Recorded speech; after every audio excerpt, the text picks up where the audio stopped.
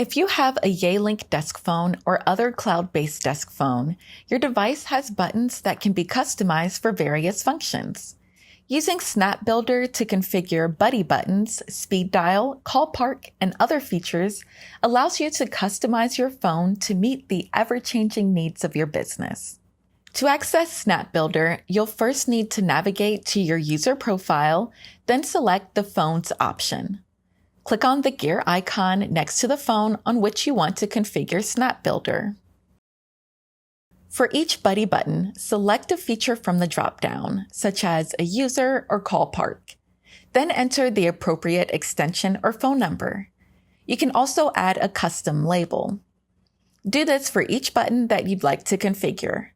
Drag and drop the configurations to easily reorder the assignments. Be sure to click Save when you're done. Using SNAPbuilder is preferred over programming buttons directly on your phone. If you program your buttons using SNAPbuilder, you won't lose the customization in case of a power failure or phone reboot. Users with Office Manager privileges may set up buttons for their organization, or you can call Carolina Digital Phone Support Desk and we'll program them for you.